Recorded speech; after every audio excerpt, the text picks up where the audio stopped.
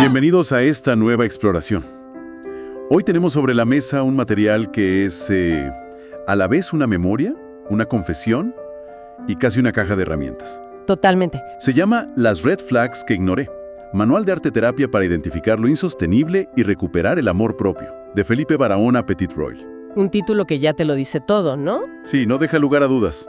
Y es que el autor te mete de lleno en su experiencia, en esas relaciones donde las señales de alerta estuvieron ahí, pero bueno, por 1000 razones que vamos a desgranar, decidió no verlas. Claro. Lo interesante es que él mismo lo dice. Su objetivo no es andar buscando culpables, sino encontrar una lucidez, aunque llegue tarde. Esa idea me parece potentísima.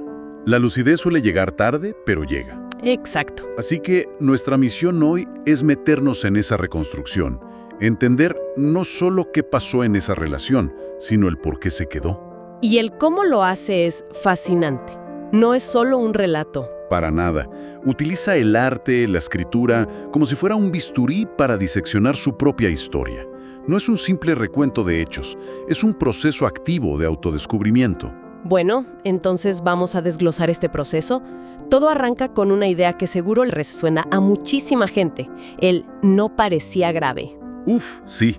El autor describe esas primeras situaciones que, si las miras de forma aislada, parecen pequeñeces, casi anécdotas, pero son, como él dice, la primera mancha en el lienzo. Exacto. Y nos da un ejemplo muy gráfico. Su pareja de ese momento va a dejarle un trozo de pizza a un excompañero de piso. Hasta ahí, todo normal, digamos. Claro. El tema es que después él se entera de que habían tenido una relación sexual en el pasado, y esa tarde ella se encierra con él en la habitación por, y cito, más tiempo del necesario. Esa es una de esas situaciones que te dejan un nudo en el estómago. Totalmente. Sientes esa incomodidad en el cuerpo, esa intuición que te grita que algo no cuadra. Pero, ¿qué hace él? Pues elige creer. Le dan una explicación, que solo son amigos, que no hay de qué preocuparse, y él se aferra a eso. Se aferra. Y ahí es donde introduce un concepto clave. La esperanza puede convertirse en un silenciador muy efectivo para la intuición. No es que no vea la señal, es que toma la decisión activa de mirar para otro lado. Es un mecanismo de defensa al final, porque aceptar lo que estás viendo duele demasiado en ese momento. Claro, y el autor lo resume en una frase que es brutalmente honesta. Ver una red flag no duele tanto como lo que duele pagar la factura emocional de haberla ignorado. ¡Wow! La factura emocional de haberla ignorado. Es el interés compuesto del dolor. Una pequeña decisión de ignorar algo hoy se convierte en una deuda emocional impagable mañana. Me gusta eso de la deuda emocional. Y lo interesante es que el libro no se queda en el lamento. Propone algo práctico, un ejercicio de arte-terapia que llama la primera mancha. ¿En qué consiste? Es muy potente por su simpleza. Te invita a volver a ese primer momento de incomodidad, a esa primera mancha, y a representarla en un papel. Sin pensar. Sin pensar, sin juzgar, solo un trazo, un color, una forma que capture esa sensación visceral. El objetivo no es hacer una obra de arte, sino darle validez a lo que tu cuerpo sintió antes de que tu mente empezara a construir justificaciones. Es como decirle a esa primera voz interna, tenías razón, te escucho ahora. Exacto. Claro. Y cuando ignoras esa primera mancha una y otra vez, ¿qué pasa? Se empieza a acumular. Y ahí es donde el autor nos lleva al siguiente paso. Normalizar lo que dolía. De ignorar las señales se pasa a eso, a normalizar el dolor. Ya no son eventos aislados, sino un goteo constante de microalertas. Frases que te hacen sentir pequeño, momentos de distancia emocional. Exacto, planes que se cancelan a último minuto. El dolor se vuelve parte del paisaje y dejas de notarlo, como el zumbido de un aire acondicionado. Y para describir esa sensación utiliza una metáfora que me pareció desgarradora. Sentir que la relación era como cargar agua en las manos. Es que es una imagen perfecta del agotamiento. Totalmente. Por más que intentara sostenerla, por más que apretara los dedos, siempre se le escapaba. Porque el esfuerzo no solo es inútil, te consume. En el intento de apretar más fuerte, te quedas sin fuerzas. Y esa tensión constante, empieza a pasar factura a nivel físico. Claro. El texto lo describe muy bien. un cansancio crónico, una tensión permanente en la espalda, insomnio. El cuerpo empieza a denunciar cosas que el corazón no se atrevía a decir. El cuerpo se convierte en el último bastión de la verdad. ¡Qué fuerte! Y ahí pasamos de la justificación mental a la somatización. El autor se da cuenta, en retrospectiva, de que la esperanza se había convertido en una anestesia. Una anestesia, ¿sí? Seguía invirtiendo en el vínculo desde la lógica, tratando de entender, de adaptarse, pero la relación le exigía algo que él, por su propia estructura, no podía dar sin romperse. Menciona su propia estructura. En el libro él habla de un diagnóstico de neurodivergencia, ¿no? ¿Cómo influyó eso? Sí, y es un punto crucial. Él explica que su forma de procesar la comunicación es diferente. Necesitaba claridad, literalidad, mientras que la dinámica con su pareja se movía mucho en las ambigüedades, en leer entre líneas. Claro, es como intentar jugar al ajedrez cuando la otra persona está jugando a las damas en el mismo tablero. Exactamente. Y eso nos lleva a una distinción que él hace que me parece fundamental. La comprensión no es lo mismo que la coincidencia. A ver, explícanos eso. Se puede sentir comprendido por alguien. Esa persona puede entender tu diagnóstico, tu historia, pero eso no garantiza que sean funcionalmente compatibles en el día a día. Entiendo. Puedes entender por qué el aceite y el agua no se mezclan, pero eso no hará que se mezclen. El intento de forzar esa compatibilidad a base de pura voluntad es lo que genera el desgaste. Bueno, entiendo cómo se normaliza el dolor, pero ¿cómo se pasa de aguantar e intentar activamente reparar algo que está roto? Esa es la siguiente fase, y él la llama el amor como proyecto de reparación. Es el último intento, el más desesperado, de salvarlo todo. Y lo hace con una propuesta de matrimonio monumental. Sí, planeada con un nivel de detalle que te deja sin aliento. A ver, cuéntame los detalles porque por lo que leí, son increíbles. Son de película, de verdad. Elige un anillo con una esmeralda, no por casualidad, sino por su simbolismo de renovación y esperanza. Ok. Graba en el interior del anillo las coordenadas geográficas exactas de su primer beso. No puede ser. Les escribe cartas a mano a los hermanos de ella para pedirles su apoyo.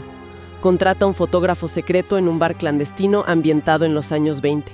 O sea, una producción total. Razón. Totalmente. Porque es como intentar arreglar una grieta en la pared colgando un cuadro carísimo encima. Esa es la analogía perfecta, porque él mismo analiza que todo ese esfuerzo no era solo una expresión de amor, era un intento de fundar un nuevo comienzo y olvidar todo hacia atrás. Echarle paladas de romanticismo encima. Exacto, para no tener que ver las grietas. Él usa otra metáfora muy visual. Compara su dinámica con la del óleo y el acrílico. Óleo y acrílico. Sí, dos materiales de pintura que por separado son maravillosos, pero si intentas mezclarlos en el mismo lienzo, no funcionan, se repelen, el resultado es un desastre. Y supongo que como en las buenas tragedias, es justo en la cima de este gran proyecto donde todo se viene abajo. Exactamente. Todo este castillo de naipes se derrumba con un evento que él llama el beso de tres. El beso de tres. Su pareja participa en un beso con otras dos personas en una fiesta, y al contárselo, lo narra como algo anecdótico, casi sin darle importancia. Y aquí es donde todo explota, ¿no? Porque me imagino que para él no fue algo anecdótico. Para nada. Y lo que resulta clave, el verdadero golpe, no es el acto del beso en sí, sino la narrativa que viene después. ¿Cómo que la narrativa? Lo más doloroso para él es cómo se minimiza su sentimiento. Su límite, que era clarísimo, se presenta casi como una exageración, como una inseguridad suya. Siente que su dolor no solo no es atendido, sino que se vuelve invisible para ella. Es que ese es el punto de quiebre total. Ya no es una bandera roja, es una sirena de bomberos. Totalmente. Porque el problema no es el beso, es la invalidación. Es el mensaje de tu dolor no es válido, lo que finalmente rompe esa anestesia de la que hablabas. Exacto, es el momento en que la realidad se impone de forma brutal. Y eso nos lleva a la última parte del libro, que es una reflexión muy cruda sobre la culpa y la aceptación. Después de un golpe así, me imagino que el primer impulso es la culpa, el machacarse por no haber salido antes. Totalmente. Él comparte esa fase de culparse a sí mismo y llega a una conclusión durísima, que escribe en su diario. No fue ella la que me anuló, fui yo. Uf, qué frase. Es una toma de responsabilidad radical. Y lo muestra sin filtros, ¿no? Sí, y esta es una de las partes más valientes del libro. Nos deja ver el proceso en carne viva. El duelo, la ansiedad, las noches sin dormir, pero también los pequeños avances. Como apoyarse en su madre o encontrar consuelo en citas de animes como Full Metal Alchemist, que habla del principio del intercambio equivalente. Es un vistazo a lo que él llama soltar sin entenderlo todo. No necesitas todas las respuestas para empezar a caminar. Exacto. Y en todo ese proceso, ¿cuál dirías que es la gran lección, el gran giro de perspectiva al que llega? La gran conclusión es esta. Se da cuenta de que su error no fue amar. Su error fue desaparecer dentro del amor. Desaparecer dentro del amor. Él pasa de entender el amor como un acto de cesión, de adaptación constante, a definirlo como un acto de integridad personal. Amar sin desaparecer. Suena simple, pero es increíblemente profundo. ¿Qué implica eso en la práctica? Implica cosas muy concretas. Primero, no negociar el malestar. Si algo te hace sentir mal recurrentemente, no es negociable. Segundo, ser honesto. Y tercero, entender que cuidarse a uno mismo no es egoísmo, es un requisito para poder cuidar de una relación. No puedes dar agua de un pozo que está seco. Justo eso. Es que esa idea final que él comparte es muy potente. Dice que las red flags más importantes no son siempre lo que hace la otra persona, sino lo que yo permití. Exacto. Esa idea de que la red flag más grande es lo que uno permite es liberadora, pero también muy dura. Pone el foco de vuelta en uno mismo. Sí, y la clave que él propone no es castigarse, sino entender.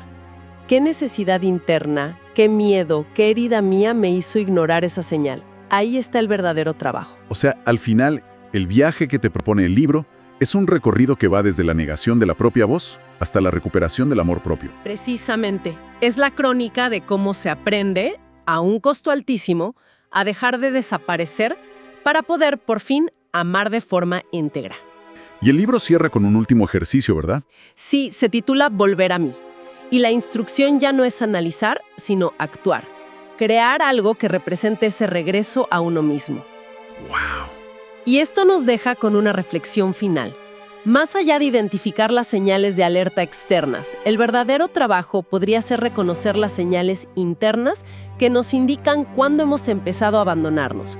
La pregunta que queda flotando es, ¿qué significa, en la práctica de cada día, volver a uno mismo?